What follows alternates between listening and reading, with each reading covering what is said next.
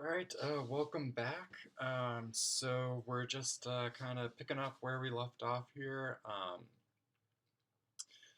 talking about or just introducing multiple regression really, and kind of always having this simple linear regression stuff that we learned in the background to kind of build off of. And so again, this multiple regression really is going to open up a lot of different possibilities and a lot of different types of models for us. Um, so for now, we're just keeping it relatively still fairly simple and just adding different predictors. But what this will let us do in the future is to let us add in like quadratic terms of predictors. It'll let us add in interactions between predictors, and we'll talk about all of that in the next couple of weeks. And so the interpretation of the intercept in general is just given here. So when the predictor is 0, we expect the mean response to be whatever the beta hat 0 value is.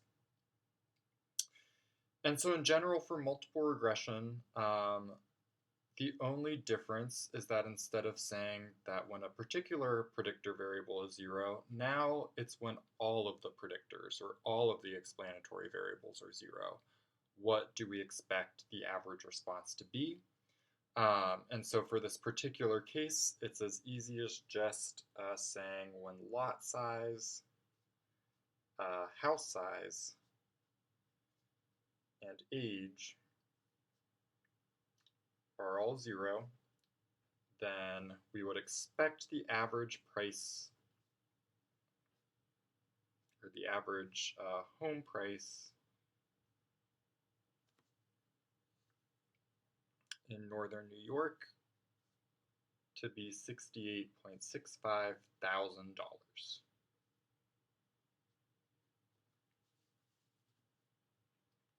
All right, so just grabbing in our intercept estimate, just like we did in simple linear regression. Again, I'm saying this is kind of easy, but it's only easy if we knew how to do the intercept in simple linear regression. If we know that, then we just add in a couple of extra predictors here. We know that those have to be 0 to interpret our intercept, and it proceeds kind of almost in the same way. Just a quick note that we actually should not interpret here. So the concept of extrapolation still is important in multiple regression. In this case, for us to be able to interpret the intercept, it has to be, we have to have houses in our data set that are kind of around 0 for all of the explanatory variables.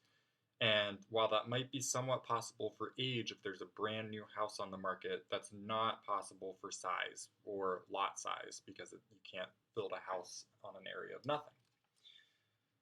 For the slope, again, it's going to be super, super similar to what it was in simple linear regression. The only part that we're adding is this part at the very end, where we're clarifying that none of the other predictor variables are going to change in our interpretation. And so when we interpret these one at a time, for age, for example, we might say for a 1 year increase in house age,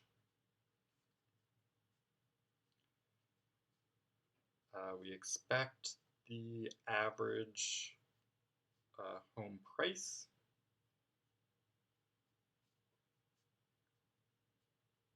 to decrease by $567.3. At this point, it's the same exact thing as simple linear regression. And so what we're just going to do is add this part at the end, as long as lot size and house size do not change. Or you could say holding lot size and house size constant. All right, this will end up being fairly important, even if it doesn't really seem so right now.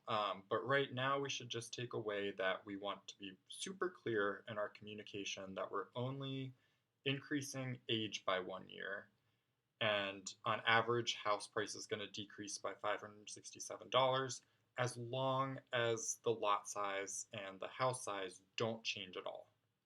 For this particular interpretation, that makes sense because you could kind of picture an aging house that doesn't get any sort of expansions or destructions. And so it kind of seems reasonable that houses can increase by 1 year and not really change in terms of their lot size or house size.